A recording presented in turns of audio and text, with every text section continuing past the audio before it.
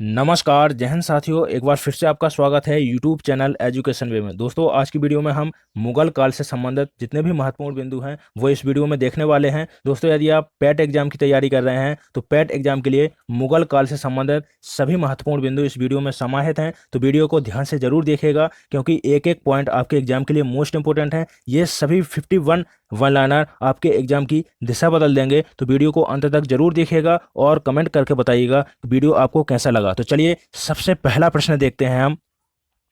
सबसे पहला प्रश्न है हमारा कि मुगल साम्राज्य की स्थापना कब और किसने की। देखिए, मोस्ट इंपोर्टेंट प्रश्न है और आपके एग्जाम के लिए बहुत ही ज्यादा इंपोर्टेंट है। इंपोर्टेंट लगा लीजिए इसको। कह रहा है कि मुगल साम्राज्य की स्थापना कब और किसके द्वारा की गई, किस शासक के द्वारा की गई। तो देखिए, बाबर के द्वारा 1526 ईस्वी में, बाबर के द्वारा 1526 ईस्वी में मुगल साम्राज्य की स्थापना की गई। मुगल साम्राज्य की स्थापना किसके द्वारा? तो बाबर के द्वारा की गई। याद रखिएगा, यदि आपसे एग्जाम में पूछता है कि बाबर का समय क्या रहा है, उसके शासन कितने समय तक किया है, तो देखिए जो बाबर का समय रहा है वो है 1526 से 1530 ईस्वी तक। इसको भी आप याद रखिएगा। इसके बाद देखिए दूसरा प्रश्न है, कह रहा है कि वह युद्ध जिसके कारण भारत में मुगल साम्राज्य स्थापित हुआ था, वह कौन सा युद्ध था, बताइएगा। देखिए, जो बाबर के द्वारा युद्ध लड़ा गया वो कौन सा युद्ध था? पानीपत का प्रथम युद्ध। पानीपत के हरियाणा में बाबर का इब्राहिम लोदी से, देखिए बाबर का इब्राहिम लोदी से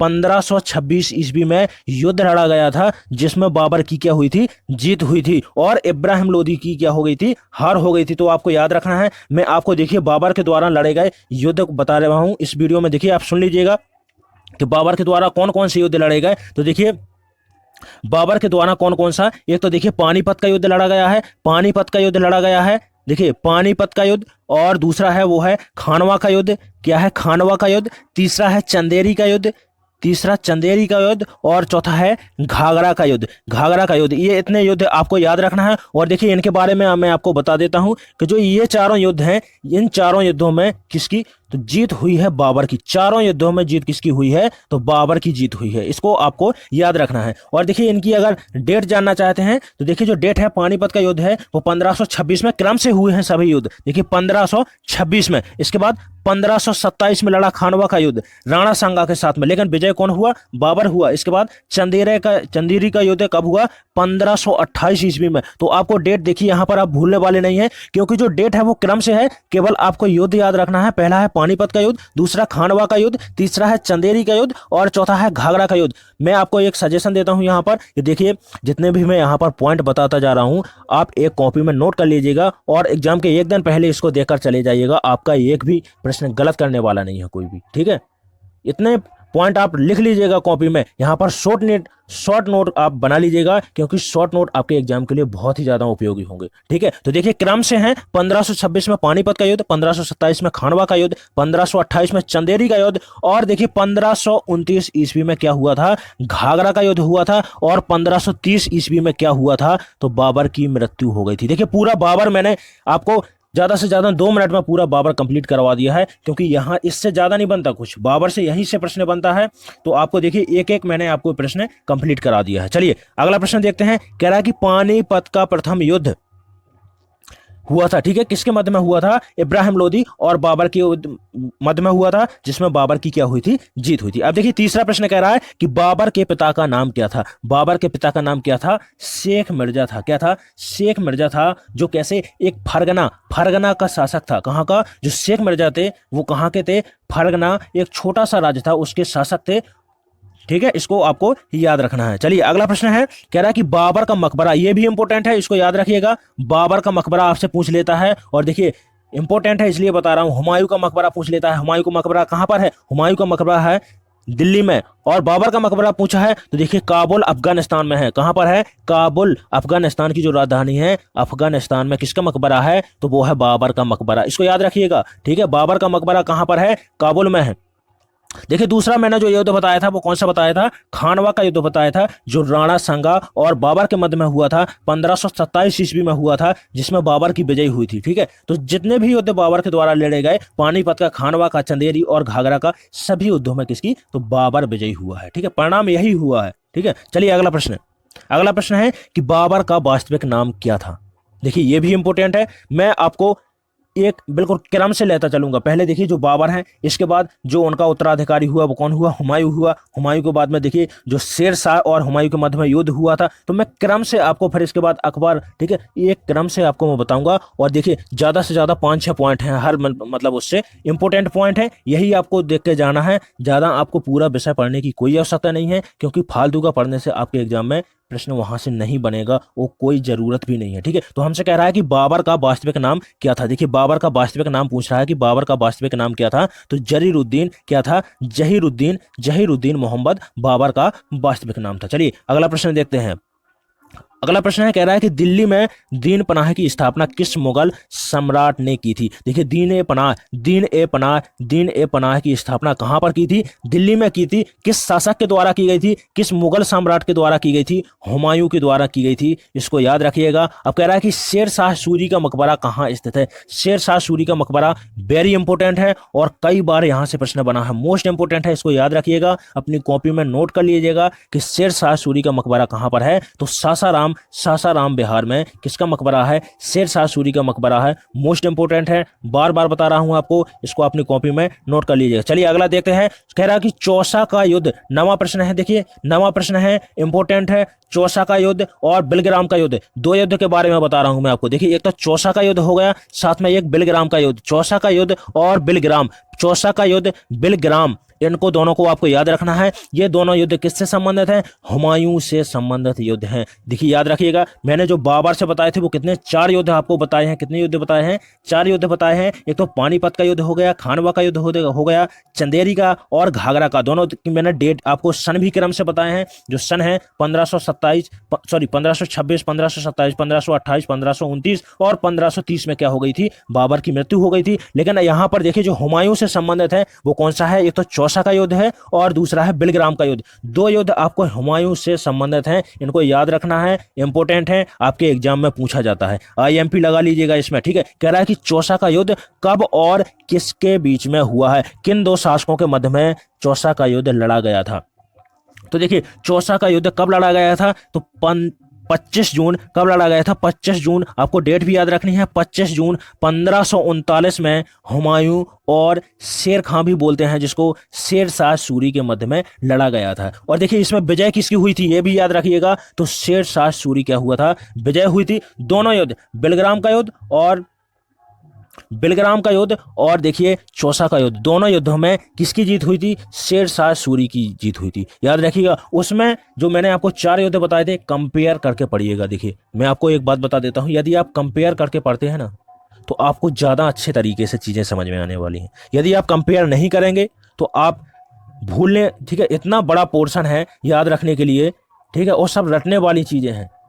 यदि आप एक तरीके से सीखेंगे, कंपेयर करके पढ़ेंगे तो आप ज़्यादा अच्छी तरह से सीख पाएंगे। तो देखिए जो मैंने आपको 4 युद्ध बताए हैं, चारों युद्धों में पहले तो जीत किसकी हुई थी, बाबर की हुई थी। लेकिन जो हुमायूं से संबंधित युद्ध हैं उसमें 2 युद्ध लड़े गए, एक तो चौसा का युद्ध हो गया, बिलग्राम का युद्ध हो गया। आपको इनको याद रखना है, युद्ध तो और भी लड़े गए, ठीक है, लेकिन चौसा का युद्ध हो गया, बिलग्राम का युद्ध हो गया। और दोनों युद्धों में जीत किसकी हुई है, तो शेर शाह सूरी की हुई है, क्योंकि दोनों युद्ध किसके साथ में, हुमायूं और शेर शाह खां या फिर शेर शाह सूरी के मध्य लड़े गए। देखिए जो बिलग्राम का युद्ध है और चौसा का युद्ध, दोनों हुमायूं और शेर शाह के मध्य में लड़े गए हैं और दोनों युद्धों में जीत शेर शाह सूरी की हुई है। इतने पॉइंट आपको इन 2 युद्धों से रखने हैं और हुमायूं से संबंधित ये पॉइंट है। ठीक है, चलिए अगला प्रश्न है, इंपॉर्टेंट है, मैं पहले ही आपको बता चुका हूं। 10वां प्रश्न है, मोस्ट इंपॉर्टेंट है। मैंने बताया था, देखिए पहला बताया था मैंने कि बाबर का मकबरा कहां पर है, तो काबुल में है। यदि हुमायूं के मकबरे की बात करते हैं कि हुमायूं का मकबरा कहां पर है, तो देखिए दिल्ली में है। दिल्ली में है किसका मकबरा, हुमायूं का मकबरा कहां पर है, तो दिल्ली में है। इस पॉइंट को याद रखिएगा। चलिए अगला प्रश्न है, कह रहा है कि किस शासक ने ग्रांड ट्रंक रोड का निर्माण करवाया था। देखिए ग्रांड ट्रंक रोड सबसे पहला भारत का रोड था। कौन सा, सबसे पहला भारत का रोड था, किसके द्वारा, तो शेर शाह सूरी के द्वारा ग्रांड ट्रंक रोड की स्थापना की गई थी। ठीक है, यदि आपसे पूछता है कि कब की गई थी, ठीक है, यदि आपसे पूछता है तो 1541 के लगभग किसकी ग्रांड ट्रंक रोड की स्थापना की गई थी। और देखिए डाक प्रथा की भी बात करते हैं। यदि आपसे पूछता है कि डाक प्रथा का प्रचलन किस शासक के द्वारा चलाया गया था, किस शासक के द्वारा डाक प्रथा का प्रचलन किया गया था, यह शुरुआत की गई थी, तो देखिए शेर शाह सूरी के द्वारा की गई थी। जितने भी पॉइंट बताता जा रहा हूं आप नोट करते चलिएगा, इंपॉर्टेंट है आपके लिए, इसलिए मैं कह रहा हूं। चलिए अगला प्रश्न है, 12वां प्रश्न है। 12वां प्रश्न कह रहा है कि किस मुगल बादशाह की मृत्यु दीन पनाह पुस्तकालय की सीढ़ियों से गिरने से हुई थी। देखिए किसकी मृत्यु पुस्तकालय की सीढ़ियों से गिरने के फलस्वरूप हुई थी, तो देखिए किसकी हुई थी, हुमायूं की हुई थी। हुमायूं के याद रखना है। यदि आपसे पूछता है कि हुमायूं के बेटे का नाम क्या है, तो हुमायूं के बेटे का नाम क्या था, अकबर था। किसका नाम था, अकबर था। अकबर था। हमीदा बानो अकबर की माता का नाम था, क्या था, हमीदा बानो। हमीदा बानो अकबर की क्या था, माता का नाम था। इतने पॉइंट आप किससे, अकबर से याद रखिएगा। चलिए अकबर के बारे में और भी पॉइंट देखेंगे। इसके बाद कह रहा है कि हल्दी घाटी का युद्ध कब और किन के बीच लड़ा गया है। देखिए मैं आपको बताता हूं कि देखिए आप यदि पिछला पैट का पेपर देखेंगे तो वहां पर युद्ध से संबंधित प्रश्न बना था। सिराजुद्दौला का जो प्रश्न आया था आपने देखा होगा, नहीं देखा है तो एक बार आप पेपर को फिर से देख लीजिएगा। जो पिछला एग्जाम हुआ था 2021 में पैट का पहला एग्जाम हुआ था, उसमें देखिए युद्ध से संबंधित प्रश्न बनते हैं, इसलिए मैंने ज्यादा प्रश्न युद्ध से संबंधित रखे हुए हैं इसमें। और क्या है, वही प्रश्न बार बार आते भी हैं, तो ऐसे ही प्रश्नों का हमको रिवीजन करना है, ताकि देखिए ज्यादा समय बर्बाद करने की आवश्यकता नहीं है। वन लाइनर पर फोकस कीजिए और आप अपने एग्जाम के लिए तैयार हो जाइए। ठीक है, ये 51 वन लाइनर हैं, आपके लिए वरदान साबित होंगे यदि आप पूरा वीडियो देखते हैं तो। चलिए अगला प्रश्न देखिए, 13वां प्रश्न है, कह रहा है कि हल्दी घाटी का युद्ध कब और किसके बीच में लड़ा गया था। तो देखिए कब हुआ था, 1576 ईस्वी में अकबर और महाराणा प्रताप के मध्य में हुआ था। किसके मध्य में, अकबर और महाराणा प्रताप के मध्य में हल्दी घाटी का युद्ध लड़ा गया था। ठीक है, इसको याद रखना है। यदि देखिए महाराणा प्रताप की मृत्यु यदि आपसे पूछता है कि कब हुई थी, तो 1597 ईस्वी में, 1597 ईस्वी में जब धनुष की प्रत्यांचा चढ़ाते हुए उनकी क्या हो गई थी, चोट लग गई थी महाराणा प्रताप को, उसके दौरान क्या हुआ था, महाराणा प्रताप की मृत्यु हो गई थी। इतने, और देखिए अब जो महाराणा प्रताप है उनके घोड़े का नाम क्या था, चेतक था। इतने पॉइंट आप याद रखिएगा, क्योंकि ये हमें तो लगने लगता है कि भाई बहुत सरल पॉइंट हैं, लेकिन सरल नहीं है भाई, ऐसे ही पॉइंट आपके एग्जाम में पूछे जाते हैं। ठीक है, अक्सर जो सरल चीजें होती हैं ना वही धोखा देती हैं। ठीक है, जिन पर हमें विश्वास होता है ऐसी ही चीजें धोखा देती हैं अक्सर, और इन्हीं से हम मात खाते हैं। तो हमको याद रखना है, ज्यादा सरल के चक्कर में नहीं पड़ना है, सभी चीजों को कंप्लीट करते हुए चलना है। चलिए अगला प्रश्न क्या है, अगला प्रश्न है कि किस मुगल सम्राट ने तीर्थ यात्रा कर समाप्त कर दिया था। देखिए तीर्थ यात्रा कर किसके द्वारा समाप्त कर दिया गया था, तो सम्राट अकबर के द्वारा तीर्थ यात्रा कर समाप्त कर दिया था। और देखिए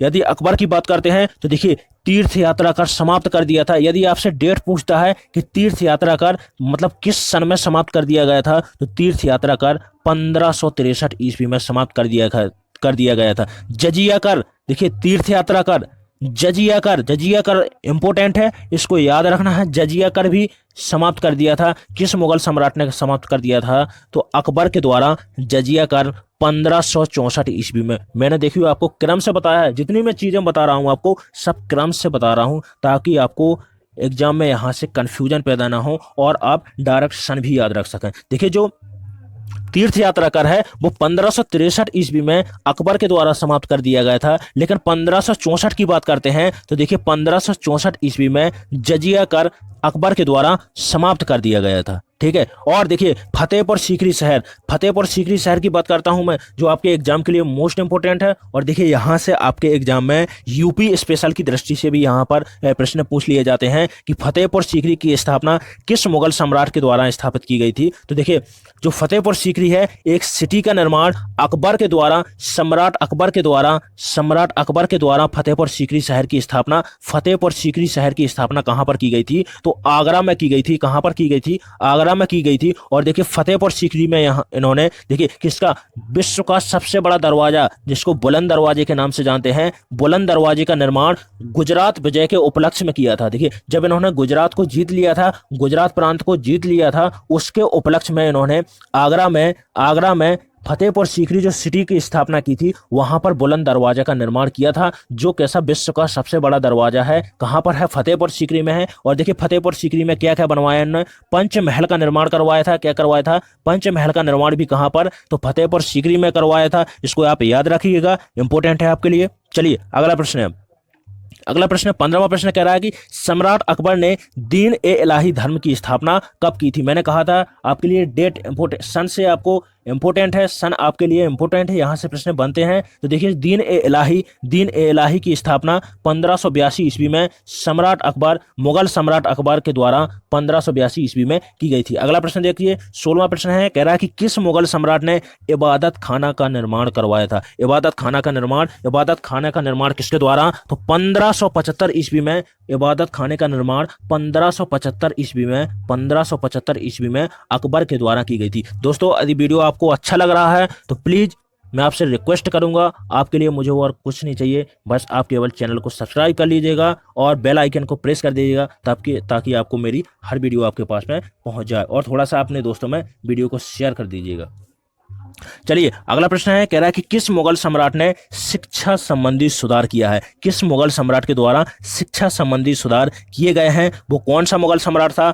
मुगल सम्राट अकबर के द्वारा शिक्षा संबंधी सुधार किए गए हैं। और देखिए आपसे पूछता है कि दास प्रथा का अंत किस मुगल सम्राट के द्वारा किया गया है। दास प्रथा जो चल रही थी, दास प्रथा का अंत किस मुगल सम्राट के द्वारा करवाया गया है। तो देखिए अकबर के द्वारा 1562 ईस्वी में दास प्रथा का अंत करवाया गया था। ये सभी पॉइंट अकबर से संबंधित और इंपॉर्टेंट हैं, इनको आप ही याद रखिएगा। देखिए एक पॉइंट में आपको अकबर से संबंधित इंपॉर्टेंट है, एक क्या दो पॉइंट बता रहा हूं। एक तो देखिए यदि आपसे पूछता है कि अकबर के दरबार का प्रसिद्ध संगीतकार कौन था। देखिए अकबर के दरबार का प्रसिद्ध संगीतकार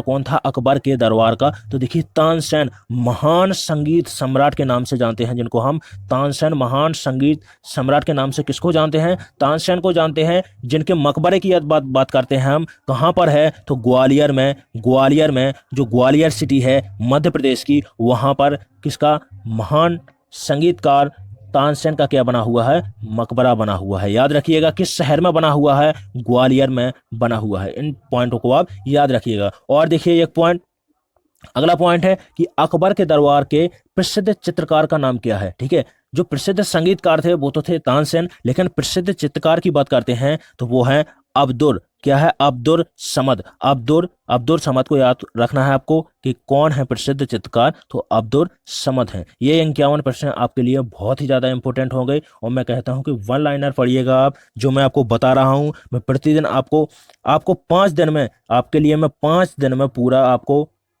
हिस्ट्री कंप्लीट करवा दूंगा। ठीक है, चलिए अगला प्रश्न है, कह रहा है कि अकबर का मकबरा कहाँ स्थित है। देखिए अकबर का मकबरा कहाँ पर स्थित है, तो सिकंदरा में स्थित है, आप इसको याद रखिएगा। अगला प्रश्न है कि अकबर के दरबार में आने वाला पहला अंग्रेज व्यक्ति कौन था। तो याद रखिएगा कौन था, रॉल्फ फिंच। अकबर के दरबार में आने वाला पहला अंग्रेज व्यक्ति कौन था, रॉल्फ फिंच था। रॉल्फ फिंच को याद रखिएगा। चलिए नेक्स्ट प्रश्न देखते हैं।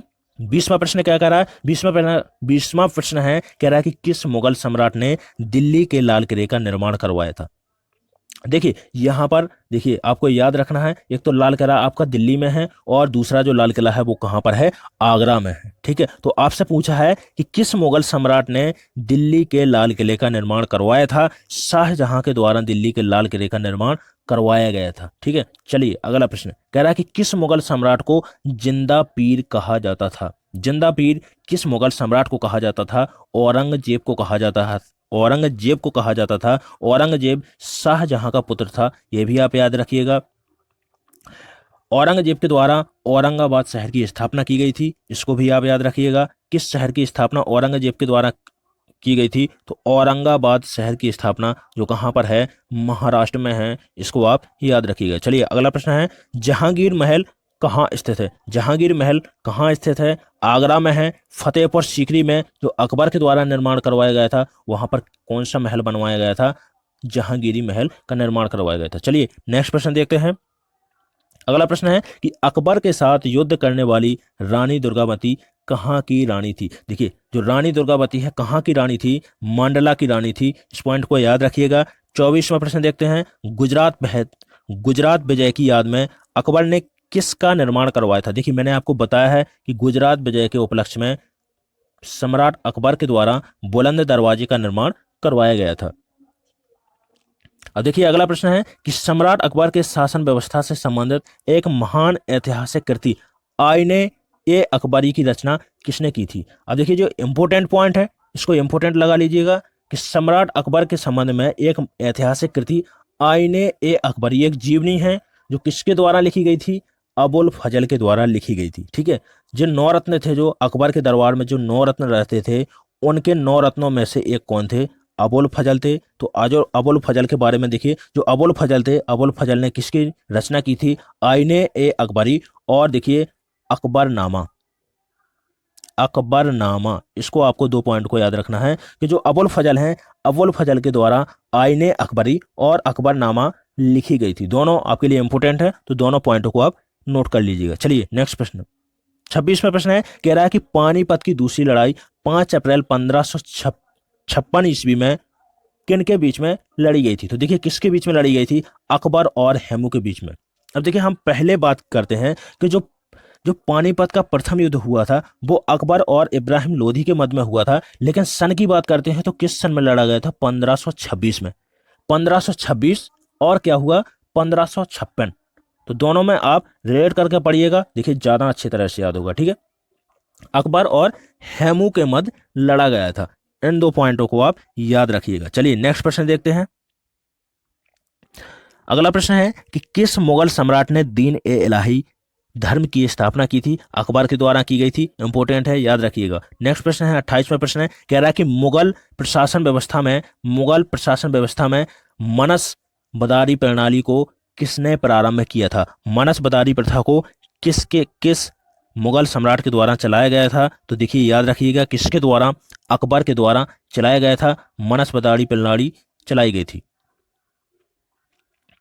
29वां प्रश्न है, देखिए एक महान संगीतक तानसेन किस मुगल सम्राट के दरबार में रहते थे। किसके रहते थे, अकबर के दरबार में रहते थे, मैं आपको बता चुका हूं पहले। और देखिए प्रसिद्ध मैंने चित्रकार भी बताया था, कौन था, तो अब्दुर समद अकबर के दरबार के प्रसिद्ध चित्रकार थे। ठीक है, नेक्स्ट प्रश्न देखते हैं, कह रहा है कि मुगल काल की राजभाषा क्या थी। मुगल काल के राजभाषा क्या थी, फारसी भाषा थी। याद रखिएगा, इसको इंपोर्टेंट है। 31वां प्रश्न कह रहा है कि किस मुगल सम्राट के शासनकाल में मुगल चित्रकला चरम उत्कर्ष पर पहुंचा था। देखिए किसके काल में पहुंचा था, जहांगीर के काल में। ठीक है, नेक्स्ट प्रश्न है कि किसने अकबर की जीवन कथा लिखी थी। देखिए मैं आपको बता ही चुका हूं कि अबुल फजल के द्वारा आईने ए अकबरी और अकबरनामा 2 कृति लिखी गई थी, जिसमें से किसके द्वारा लिखी गई थी, अबुल फजल के द्वारा लिखी गई थी। अगला प्रश्न है कि हुमायूं नामा की रचना किस के द्वारा की गई, गुलबदन बेगम के द्वारा हुमायूं नामा की रचना की गई। अकबरनामा की बात करते हैं तो अकबरनामा अबुल फजल के द्वारा लिखी गई है। दोनों आपको याद करने की आवश्यकता है, इंपोर्टेंट है। हुमायूं नामा की रचना किसके द्वारा की गई, गुलबदन बेगम के द्वारा की गई है। देखिए 34वां प्रश्न क्या कह रहा है, कह रहा है कि अकबर द्वारा बनवाए गए उपासना ग्रह या पूजा ग्रह का नाम क्या था बताइए, इबादत खाना था। क्या था, इबादत खाना था। 35वां प्रश्न है कि अकबर के शासनकाल में भू राजस्व सुधार के लिए कौन उत्तरदायी था। तो देखिए टोडरमल था, इंपोर्टेंट है, याद रखिएगा। अगला प्रश्न है कि सम्राट अकबर ने इबादत खाना का निर्माण कब करवाया था। तो 1575 ईस्वी में अकबर के द्वारा इबादत खाना का निर्माण करवाया गया था। अब देखिए जो इंपोर्टेंट है 37वां, वेरी इंपोर्टेंट है, इसको याद रखिएगा। कह रहा है कि बाबर ने अपनी आत्मकथा तुजुक ए बावरी, क्या है, जिसको याद रखिएगा, बड़े ही सिंपल शब्दों में बता रहा हूं, बाबरनामा। ठीक है, इसका क्या है, तुजुक ए बावरी को ही बाबरनामा कहते हैं, लेकिन फारसी में इसको तुजुक ए बावरी कहते हैं। तो देखिए जो बाबर ने अपनी आत्मकथा लिखी है उसका नाम क्या है, बाबरनामा है, जिसको फारसी भाषा में तुजुक ए बावरी कहते हैं, जिसको किस भाषा में लिखी गई है, तुर्की भाषा में लिखी गई है। ठीक है, इतने पॉइंट आपको तुजुक ए बावरी से याद रखना है। तुर्की भाषा में लिखी गई है तुजुक ए बावरी, जिसको क्या बोलते हैं, बाबरनामा के नाम से भी जानते हैं। देखिए गुलबदन बेगम के द्वारा हुमायूं नामा लिखी गई है।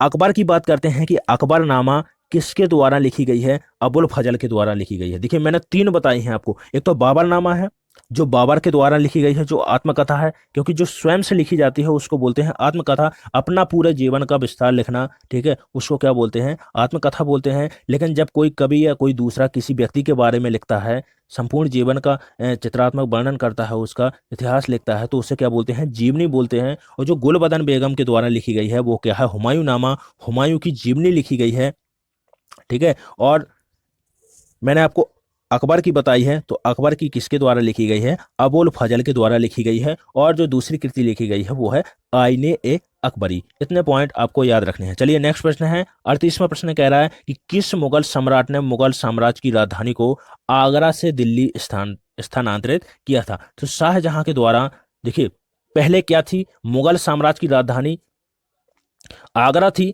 इसके बाद में आगरा से दिल्ली स्थानांतरित किसके द्वारा, तो शाहजहां के द्वारा, मुगल सम्राट शाहजहां के द्वारा आगरा से दिल्ली राजधानी बनाई गई थी। 39वां प्रश्न है, मुगल शासक को 2 बार राज्य अभिषेक हुआ था। किस मुगल साम्राज्य का 2 बार राज्य अभिषेक हुआ था, औरंगजेब का 2 बार राज्य अभिषेक हुआ था। 40वां प्रश्न है, गुरु अर्जुन देव किस मुगल शासक के समकालीन थे। देखिए किस मुगल शासक के समकालीन थे, जहांगीर के समकालीन थे। 41वां प्रश्न है कि किस मुगल शासक को आलमगीर कहा जाता है। इंपॉर्टेंट है, देखिए याद रखिएगा इसको, इंपॉर्टेंट है कि किस मुगल शासक को आलमगीर कहा जाता है। तो किसको कहा जाता है, औरंगजेब को कहा जाता है। देखिए यहां पर मैं आपको एक और आपको इंपॉर्टेंट पॉइंट बताता हूं कि कलंदर, देखिए कलंदर, कलंदर की उपाधि, कलंदर की उपाधि, कलंदर की उपाधि किस मुगल शासक को दी गई थी। तो देखिए कलंदर को उपाधि बाबर को दी गई थी, बाबर को कलंदर की उपाधि दी गई थी, इसको आपको याद रखना है। चलिए नेक्स्ट प्रश्न देखते हैं। 42वां प्रश्न है, कह रहा है कि किस मुगल शासक के शासनकाल में मलिक मोहम्मद जायसी ने पद्मावत की रचना की थी। तो शेरशाह सूरी के काल में, शेरशाह सूरी के शासनकाल में मलिक मोहम्मद जायसी ने पद्मावत की रचना की थी। अगला प्रश्न है, किस मुगल शासक ने आगरा में मोती मस्जिद का निर्माण करवाया था। शाहजहां के द्वारा मोती मस्जिद का निर्माण करवाया गया था। चलिए अगला प्रश्न देखते हैं। अगला प्रश्न है कि अकबर के शासनकाल में अमलगुजार नामक अधिकारी का कार्य क्या था। भूमि राजस्व का संग्रह तथा उसका मूल्यांकन करना। 45वां प्रश्न है, किस इतिहासकार ने शाहजहां के शासनकाल को मुगल काल का स्वर्ण युग कहा है। तो A.L. श्रीवास्तव के द्वारा कहा गया है। 46वां प्रश्न है कि किस शासक ने पटना को मुगल साम्राज्य का प्रांतीय राजधानी बनाया है। शेरशाह सूरी को पटना को मुगल साम्राज्य का प्रांतीय राजधानी बनाया गया था। 47वां प्रश्न देखते हैं, मुगल काल में जवाबित का संबंध किससे था। तो राज्य कानून से था। देखिए जवाबित है, जवाबित का संबंध किससे था, तो राज्य कानून से था। 48वां प्रश्न है, प्रसिद्ध संगीतज्ञ तानसेन का मकबरा कहाँ पर। मैं आपको पहले ही बता चुका हूं कि ग्वालियर में तानसेन अकबर के प्रसिद्ध संगीतकार थे। कौन थे, तानसेन थे, जिनका मकबरा कहाँ पर है, तो ग्वालियर में स्थापित किया गया था। अगला प्रश्न है, 49वां प्रश्न है कि मुगल प्रशासन में जिले को किस नाम से जाना जाता था। तो देखिए जिले को सरकार के नाम से जाना था। मुगल साम्राज्य में जिले को जो आपकी डिस्ट्रिक्ट होती है उसको किस नाम से, तो सरकार के नाम से जाना जाता था। हम नेक्स्ट प्रश्न देखते हैं। 50वां प्रश्न है, मुगल प्रशासन में प्रांत को किस नाम से जाना जाता था। सूबा को नाम से जाना जाता था, जिले को सरकार के नाम से जाना जाता था। दोनों याद रखिएगा, इंपॉर्टेंट है। 51वां प्रश्न है कि मुगल साम्राज्य का अंतिम शासक कौन था। बहादुर शाह जफर था, ठीक है, जिन्होंने अंग्रेजों से इनका युद्ध हुआ था। और क्या है, इसके बाद में बहादुर शाह जफर, जो 1857 का क्रांति हुआ था, 1857 का क्रांति हुआ था, 1857 की क्रांति के बाद इनको क्या हुआ था, रंगून भेज दिया गया था, ठीक है। तो इतने पॉइंट आपको याद रखने हैं। और देखिए यहाँ से एक भी पॉइंट आपके एग्जाम में बाहर जाने वाला नहीं है। इतने पॉइंट आपने यदि सीख लिए हैं, यदि अपनी कॉपी में नोट कर लिए हैं, तो आप समझ लीजिए आपके लिए ये सभी पॉइंट मुगल काल से वरदान होने वाले हैं, ठीक है। दोस्तों मैं आपसे एक रिक्वेस्ट करूंगा कि यदि आपको वीडियो अच्छा लगा हो तो प्लीज़ चैनल को सब्सक्राइब जरूर कीजिएगा और चैनल को शेयर कर दीजिएगा वीडियो को, ठीक है। इसके बाद फिर से मिलते हैं अगले वीडियो में। इसके बाद फिर मैं एक टॉपिक चुनूंगा और आपको फिर से एक टॉपिक को बिल्कुल एक एक प्रश्न आपके लिए कंप्लीट करवाऊंगा। चलिए मिलते हैं अगली वीडियो में, तब तक के लिए धन्यवाद।